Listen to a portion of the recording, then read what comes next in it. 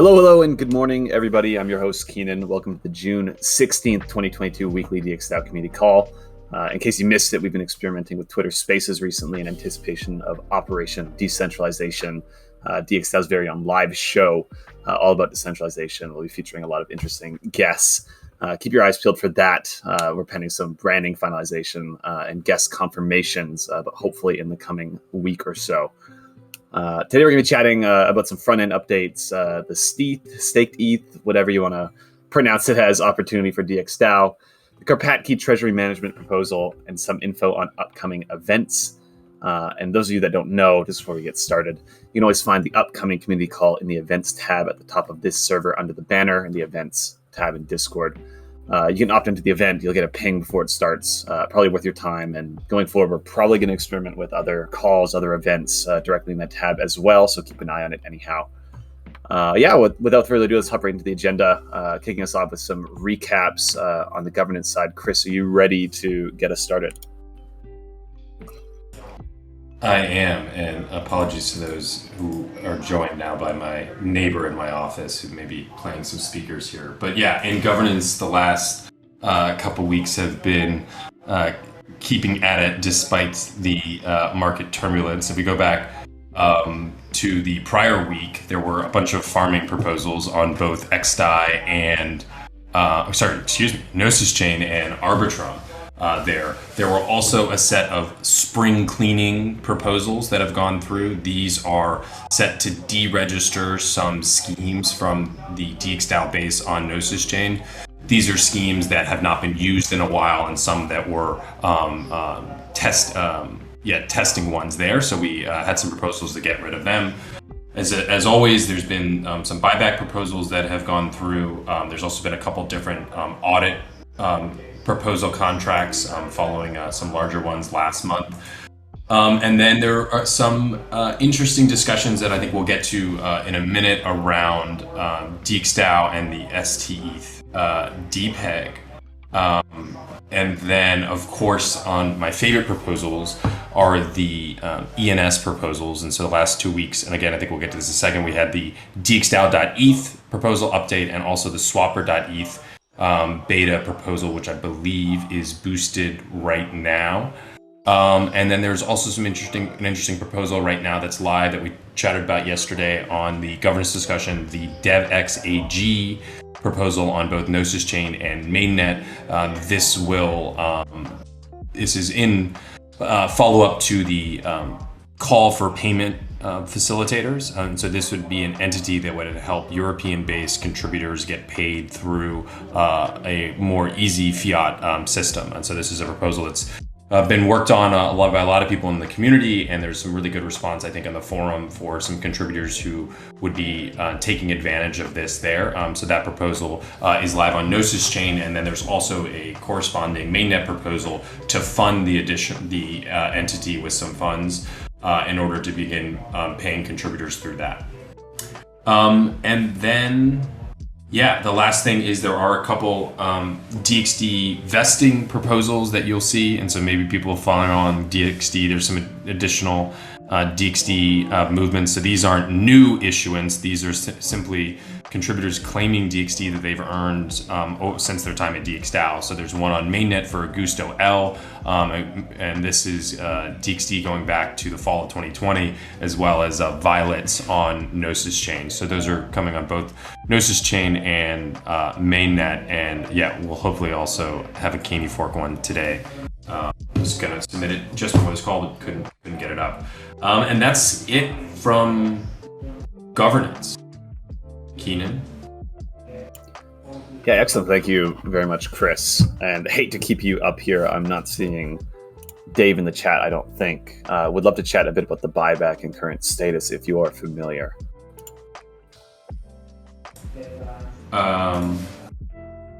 Maybe. Let me check. I guess I think it's going, and there's, the volume has dropped for DXD a lot, so the number did decrease amount there, and going to get another update today or tomorrow on the buyback there. But I think there's been Dave is taking his Portuguese holiday, of course, I remember that. I think there has been some issues with kind of DXvote and Alchemy, so it's been a little bit slower, but and the size of the purchases have gone down as the DXD volume has gone down there. I'm trying to look for the exact amount that is in the relayer at this time.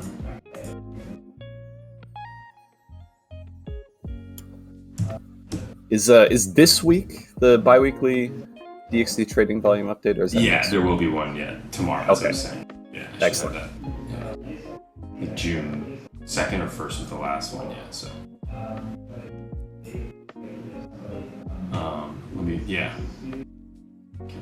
Just there.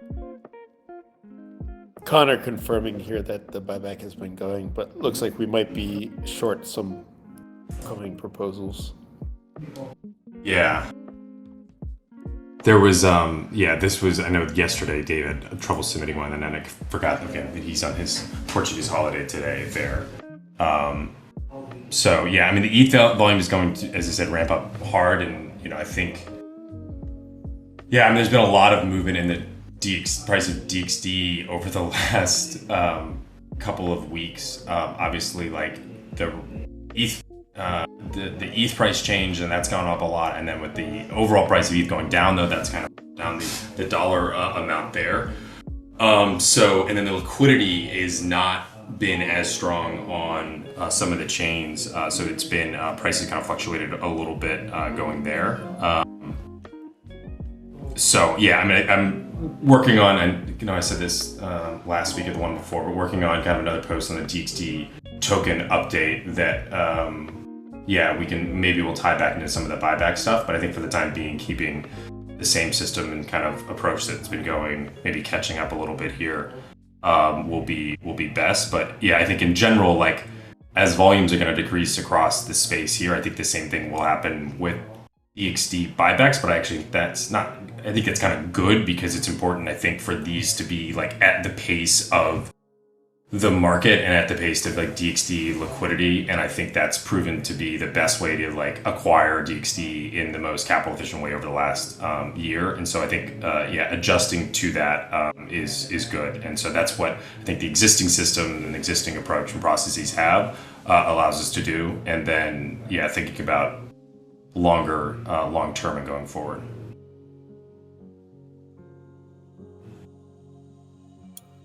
Yeah, excellent. Thank you very much for filling in there, Chris.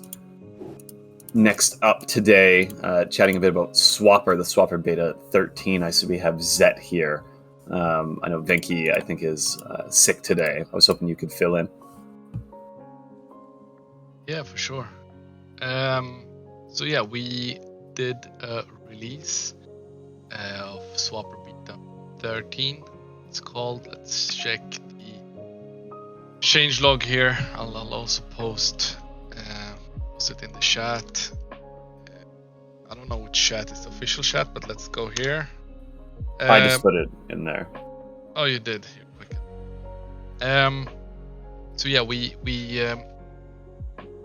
We launched a new phase 4 due to self-farming. We're calling this due to self-farming 1.5. It's still not 100% done. There will be more stuff into it. But I think the overall change is already much better than the old version. You go check it out. We enabled single token staking. We enabled multiple rewards, up to 4 rewards. We've done a lot of cool stuff. And next up, we'll be simulating price, simulating how much it's staked. So it's probably going to be one of the best farming simulator out there, or whatever, for the farmer creators. I think it's a pretty cool tool. We also added some integrations for Curve and Gnosis Chain and a bunch of other stuff. So we actually sent 2 features out for the next release instead of Beta 13. It was Connext and OmniBridge. So we already have Beta 14 lined up with a lot of features. One of them I'm super excited for is Cow protocol integration. Currently working on some stuff that is exclusively for cow protocol. That will change a little bit on the Swapr phase, but I think it's super exciting to create cow. I don't think anyone else created cow protocol yet, so I'm super excited for this. Yeah, that's stuff on Swapr. Yeah, excellent. Thank you very much, Zet, for the update. As usual, feel free to leave any questions, comments in the chat, or hop on the stage just to give a request. Seeing a moo on the cow protocol integration, which is always fun. I mean, one quick fact here also. Cow protocol actually has limit orders, or all cow protocol orders is limit orders. People just don't know it. The UI doesn't actually tell you this. And this is something Swapr will try to integrate. So we're not only integrating the cow protocol, but we're also giving an interface to this limit order for cow protocol. So yeah, I mean, I don't know why CowSwap doesn't have that interface yet, but limit orders through cow protocol will be also available soon. Yes, we're onboarding devs. Yeah, Swapr's still onboarding devs. Cool. Yeah, just reflecting on CowSwap. Made a couple trades in the last couple of days. Love the moo sound when I trade. Are we gonna get the moo sound in Swapr? I'd figure probably not, but it might be a fun thing to. I mean, if you guys want it, could have a better moo sound with high def with some beats on it or something. Yeah, we need a Swapr noise, like a rocket ship or something when you make a trade. People just get scared. Yeah, like a jump scare noise or something. Yeah. Cool. And just for audio or recording listeners, we have Zagzauer Connor pushing through a buyback live here in the chat. So DXD price moving around a little bit. But let's chat the DXdao.eth update. I wanted to give a little call of attention to this because it's a fun little initiative. Just going to drop a link in the chat here. If it will let me, here we go. Cool, and there's the link in the chat to the GitHub repo. But yeah, we received a clarity update to DXdao.eth yesterday. I believe it was executed. Most interestingly, and I'm sure Sid here in the call will be happy to hear, we're now using the limo service for all redirection over the .link service. We've been struggling a lot with .link. We've had infinite problems with Cloudflare. So moving over to limo for all of our official sources, and obviously we're good friends with the limo folks. So we're very happy about that change. Our partners' vision areas, we updated those for some new developments, new partners, etc. Also changing, of course, XDAI to Gnosis Chain, which is a relatively recent development. A lot of different priority updates, which products we're highlighting, and lots of general fixes, grammar, dead links. All in all, it'll be a much better experience visiting DXdao.eth now. If there's any information missing before, anything that seemed out of place, it should be fixed now, bar a few very, very minor typos, I believe. So yeah, take a look at that, DXdao.eth. Hopefully everyone here is familiar with our front end anyhow. And yeah, there's a quick little call of attention, which kind of leads us into our next topic, which is the staked ETH and opportunity for DXdao. It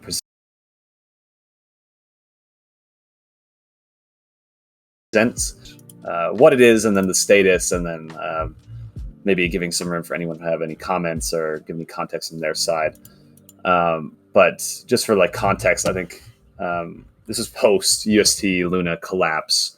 Everyone was kind of looking for depegs and where the weaknesses are in the market and pegs and everything. And then that kind of led to like USDT fears, and everyone was exiting USDT for a while, and then they were honoring redemptions and tweeting all about how their commercial papers are being reduced and everything.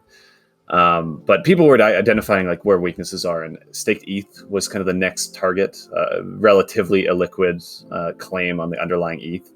And there's a lot of ETH locked up in Lido, right? So it's different because of the claim. And at the time of the post, the ratio is, I think, 0.97-ish, which is a 3% discount on the ETH if you did a 1-to-1 conversion. Today, and I just checked just for this call, it's roughly 0.94 or 6%, and it's continuing to move downwards over the last couple of days. And the reason it's dropping is just liquidity. People want to sell ETH. Holdings are in liquid staking options like staked ETH. They have to sell it for ETH first, of course.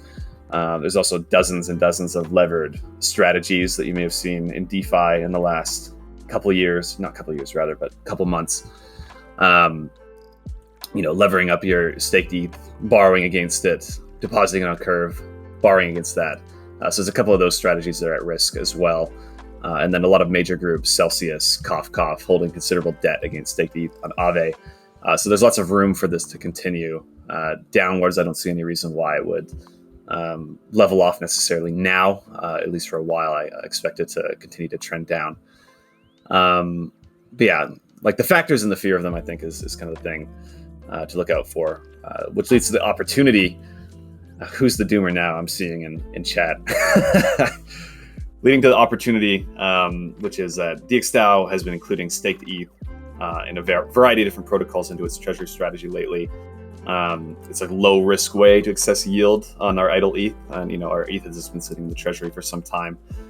If I'm correct, we own roughly 500 Lido staked ETH, 300 Stakewise, is it stETH2, and then 200 Rocket Pool rETH. That's off memory, so hopefully that's accurate.